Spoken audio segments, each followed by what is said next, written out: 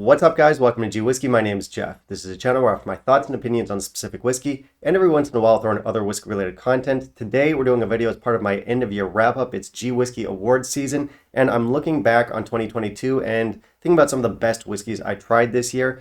The theme of today's video is I'll be going over my top 5 non-budget whiskeys of 2022. Stick around.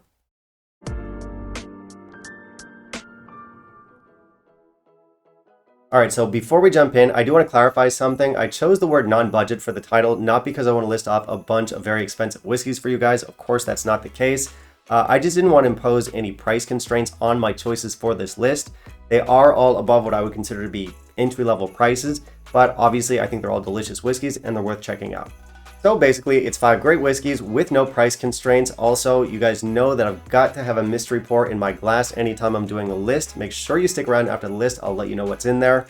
And I don't want to waste time here. Let's jump straight into our list. But before we do that, if you could kindly leave a like down below, that'd be greatly appreciated.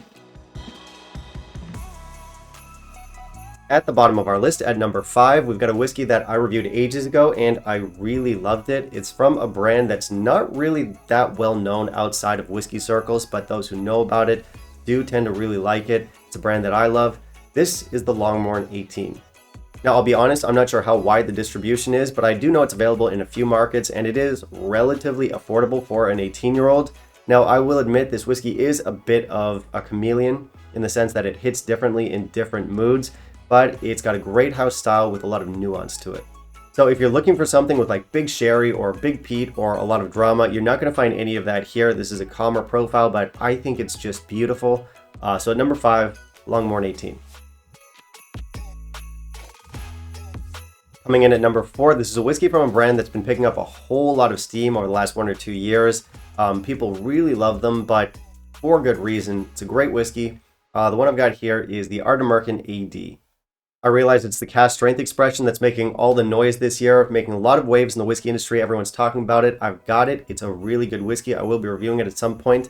But the AD is really good too. It's obviously calmer. It's less intense with a lower ABV. It's not as expensive, but we've got the fruits. We've got the gentle peat. We've got texture. We've got these bright notes. It's a really fun whiskey.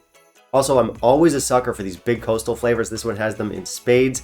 It's oily. It tastes way more mature and sophisticated than it has any right to for its age. So yeah, it's just an excellent whiskey. And I love the cask strength. It deserves all the buzz it's getting. But don't forget about our AD release here. It's fantastic. So at number 4, Arran AD. All right, so next up at number 3, we've got another 18-year-old on our list. This one's a little bit like the Longrow in the sense that it's a chameleon. It can hit differently in different moods, but it's still excellent stuff.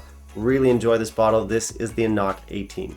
This one was nominated for an OSWA, or an Online Scotch Whisky Award this year, and I was really happy to see that. It didn't win, but I don't want to say this whiskey was neglected. It wasn't neglected, but for a while, it seemed like nobody was really talking about it, and that's a shame. It's a really good whiskey. I'm happy to see it getting like the recognition it deserves. In terms of flavor, we have that sort of unique, delicate, grassy and knock house style, but we also have the sophistication of the 18 years and a nice sherry influence. Once again, like the Longrow, this whiskey is not overly dramatic. There is sherry in here, but it's not a bomb. We have a nice balance. The casks don't overwhelm the beautiful base spirit. Everything in this whiskey works for me. It's fantastic. And number 3, a Knockdhu 18. At number 2, we've got a whiskey that keeps popping up on this channel. I have, of course, reviewed it before, but more than that, I keep on throwing it onto like lists. I keep on mentioning it. I do want to recommend it to you guys again. This one is the Benromach 15.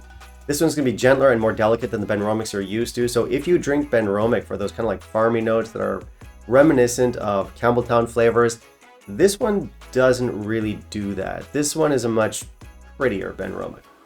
This one does lean heavier into the sherry. I think our 15 years and some good cask play have brought our flavors together really nicely. Bonus, where I live, it's not too expensive, particularly for a 15-year-old.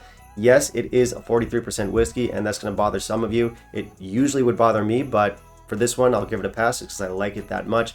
Amazing stuff. So at number 2, Benromach 15. All right, we've made it all the way down the list. This is it. It's my number 1 pick for non-budget whiskey of the year. This is a challenging whiskey. It will not be for everyone. It is a little bit pricey for what it is. I think it's worth it, but not all of you will. But that doesn't change the fact that I really love this stuff this year. Craigellachie 17.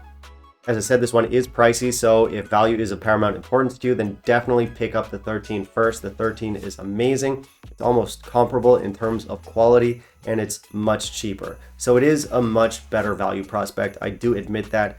But our extra few years in the cask here and a stronger sherry influence have done something special. Of course, we do get that punchy, slightly rugged, charmingly imperfect house style that I'm a huge sucker for. Clearly, the 13 was my whiskey of the year last year. It's very complex, it's made with worm tubs. We have this very meaty character. Really good, man, really good. Number 1, Craigellachie 17.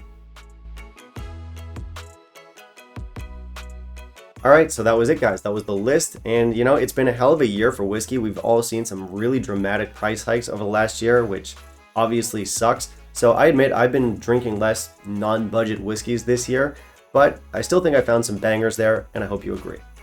Also, of course, I do want to hear from you guys. What were some of your favorite non-budget whiskeys of 2022? Keep in mind, non-budget just means anything above entry level with no real price constraints, so it really can be anything.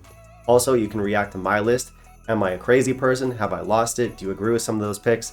Let me know down below. Finally, I know some of you stuck around to find out what the mystery pour in my glass over here is, and what I'm drinking is Lejeune 18.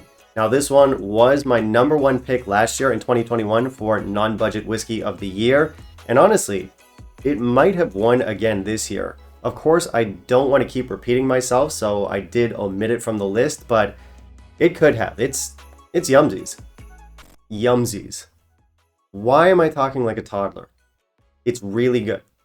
Anyway, that was it. Those are my top 5 non-budget whiskeys of 2022. Guys, stay tuned to the channel. I am going to have more of these videos coming out. Pretty soon, I'll have the big one. I'll have my whiskey of the year. Before that one comes out, I'll also be doing another video where I talk about my 5 runners-up. Those will be the 5 whiskeys that almost made it to whiskey of the year that were under consideration.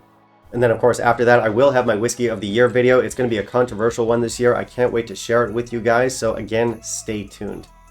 And yeah, not much else to say. I mean, I'm milking the shit out of these awards videos. I mean, I'm really excited to share these whiskeys with you. Yeah, that was better. And that's it. As always, thank you guys so much for watching. If you want to help support the channel, I do have a Patreon. Otherwise, you can like, comment, and subscribe. That is always appreciated. I look forward to reading your comments down below, and we'll see you next time. Bye, guys.